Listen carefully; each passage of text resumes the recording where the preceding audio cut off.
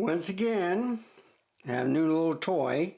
So I got the 85mm f1.8D and I used the 35mm f2D with the Pholsy lens adapter from Nikon. It's usually G mount to L, but if you notice, it's not an automatic, okay? So it's NEF mount lens. These are D lenses, and they work fine. Now, neat thing is, you just tell the 85mm or whatever you're using on here, and you can use the aperture ring in any mode that you want to use. I've been using aperture, I'm using program, manual. So I left it in manual and just took shots. I did it in aperture also. And too bright, a little bit too dark, just right in the middle. 4, 5.6, whatever. And I'll show you the videos next. But it was pretty surprising. I thought it was excellent. So, an adapter, and I was looking for an adapter for these lenses to go on the Leica. I don't have that, all right, but I do have F-mount going to my Nikon 1 cameras, so I may try these. Of course, with the Nikon 1, they're all autofocus, so I'll see if the D lenses work on it, but I doubt it. Anyway, long story short, let's go and watch the video.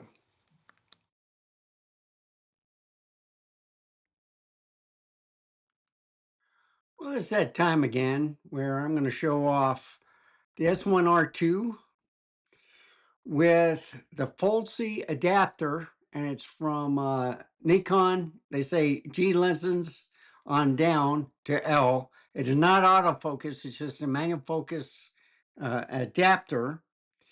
But the nice thing about it is I attached the D lenses, the 35mm f2 and the 85mm f1.8 to this camera. And what I like about it is you can use the aperture. Okay, you just give the this distance, and then you can use the aperture whichever way. You don't have to do any of the dials, whatever. And I put it in manual, aperture priority. I even put it in program mode. It worked great. Okay, so D lenses on a Pholsy adapter for the Panasonic L mount. Haven't tried it on the S5 IIX, but it'll probably work. But I had it on the S1R or S1 SR1 Mark II, I should say.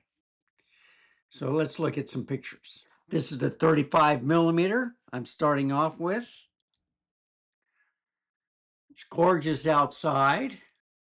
I found that 5.6 is the sharpest, 1.8 is a little bit too bright, and then of course the either the 22 or the 16 aperture, 22 for the 35 and then the 16 on the 85.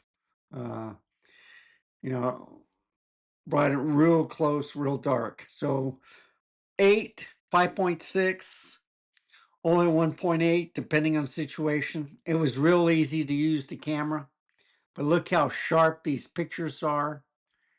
Yes, it was manual focus, but if I do this, look at that. Isn't that something? Here, I believe these are birds, okay? I will find out. But you can see how sharp and clear these D lenses are on this camera. And with the 44 megapixel, just like the Nikon, whatever. And I'm going to use the monster adapter on that Z8 to see if it works. I've had trouble before. It works fine on the Z6 III and the ZR, but I'll work with it. I got the new firmware update, so we'll see what happens. But like just watching the TV, and then look how sharp the dog is. Right here, I was messing with the aperture. So I think that was F2, and that might have been a 5.6, just to show you. And that was wide open at F. No, this is 85 millimeter now, and this is a 1.8. Took it out, got real close to the Last Supper, and then did a background. But even then, with that 85 1.8, look at the bokeh in the background. I mean, it's even blurry right here when it's focused here. It's blurry here and it's blurry back here. And you can't even see me, basically. You don't know what that is unless you go to this picture. But even then, look at that. Just focusing on Jesus and the disciples and back. And then look, this is only like an inch away. And it's amazing. That 85 millimeter is something else. And then, of course, there's Bakuda Bushido, or Boca Bushido, I mean, and Carlos, different apertures on his show. So light, middle, darker.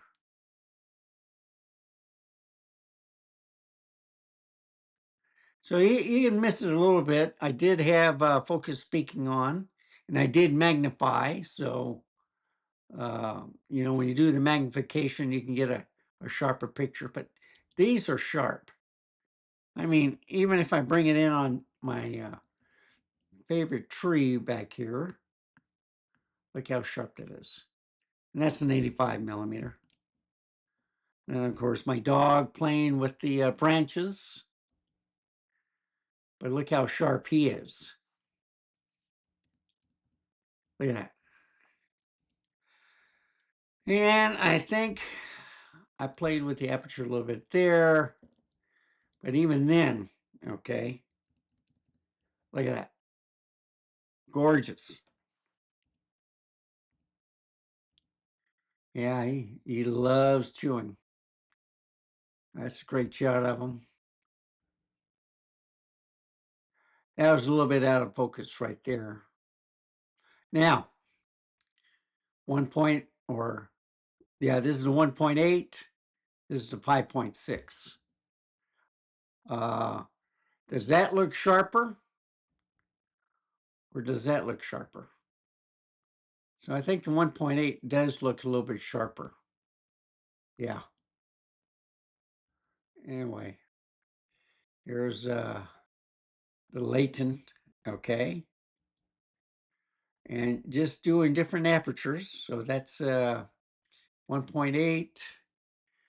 I think that's a 5.6 or an 8. I can't remember. But even the 1.8 looks good, but I like the bluer sky in the background. Okay. It's 1.8.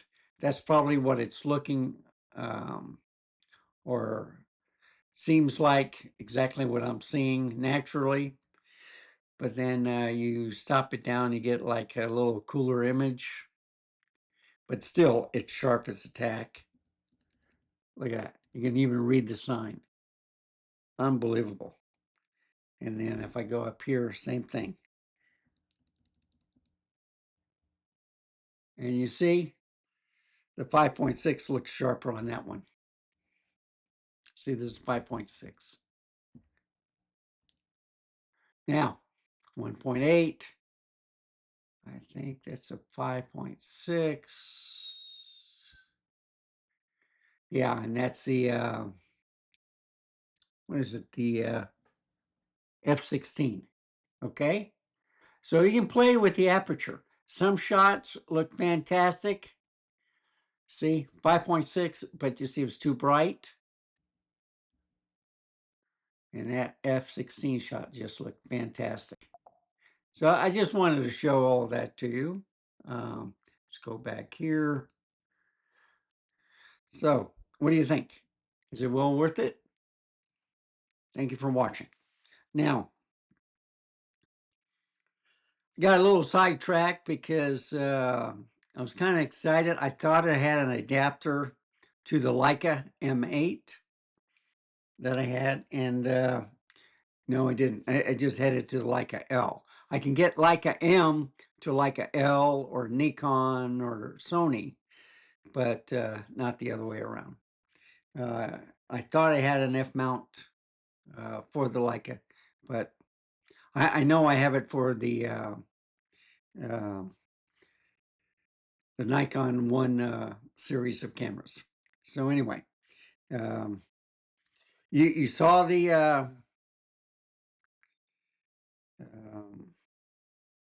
video at the beginning. So